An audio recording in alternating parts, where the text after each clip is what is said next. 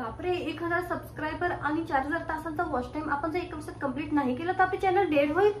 नाही थांबा, आधी व्हिडिओ पूर्ण बघा. हाय गाईज, मी आहे पूजा आणि वेलकम टू माय चॅनल. आजचा व्हिडिओ खूपच जास्त इन्फॉर्मेटिव्ह आणि युजफुल असणार आहे, त्याच्यामुळे आजचा व्हिडिओ पूर्ण शेवटपर्यंत नक्की बघा. तर बऱ्याच जणांना असा प्रश्न पडतो की यूट्यूबचा जो मॉनिटायझेशनचा क्रायटेरिया आहे की एका वर्षात आपल्याला 1000 सबस्क्रायबर आणि 4000 तासांचा वॉच टाइम हा कंप्लीट करायचा आहे.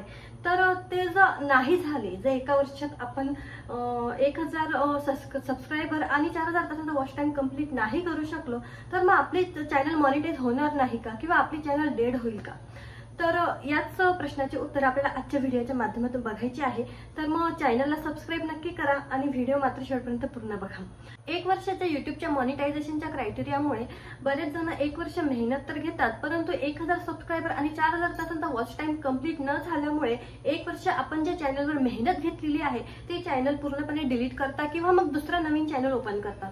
तर असे काहीही आपल्याला करायचे नाहीये, कारण की एका वर्षाचं पूर्ण क्रायटेरिया आपल्याला व्यवस्थितपणे समजून घ्यायचं आहे. जर आपल्या युट्यूब चॅनलने एका वर्षात 1000 सबस्क्रायबर आणि 4000 तासांचा वॉच टाइम कंप्लीट नाही केला तरीही आपले चॅनल मॉनिटाईज होऊ शकते आणि मॉनिटायझेशन झाल्यानंतर आपण चांगल्या प्रकारे युट्यूबने कमाई करू शकतो. हो, हे तेवढेच खरे आहे, त्याच्यामुळे घाबरून जायचे काहीही कारण नाही. युट्यूबचा ऍक्च्युअल क्रायटेरिया असा आहे की मागच्या 12 महिन्यात आपल्याला 1000 सबस्क्रायबर आणि 4000 तासांचा वॉच टाइम कंप्लीट व्हायला पाहिजे. आता मागचे 12 महिने किंवा मागचा एक वर्ष म्हणजे नेमकं काय, हे मी तुम्हाला एक एक्झाम्पल देऊन समजून सांगण्याचा प्रयत्न करते.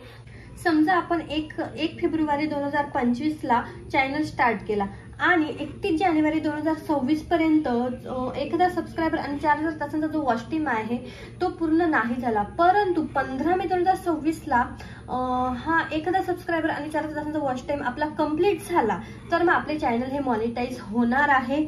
आणि 15 मे 2025 ते 15 मे 2026 या एका वर्षात हा क्रायटेरिया जर पूर्ण झाला आणि या एक वर्षात जेवढे पण सबस्क्रायबर आणि वॉच टाइम होईल तो आपल्या मॉनिटायझेशनच्या क्रायटेरियामध्ये काउंट होईल. आय होप तुम्हाला जे मी सोप्या पद्धतीने एक्सप्लेन करण्याचा प्रयत्न केला आहे ते तुम्हाला समजलेच असेल की नेमका हा क्रायटेरिया काय आहे. तर काही अशाच प्रकारचे इन्फॉर्मेटिव्ह व्हिडिओ बघण्याकरता माझ्या चॅनलला सबस्क्राईब नक्की करा. Thank you so much for watching my videos.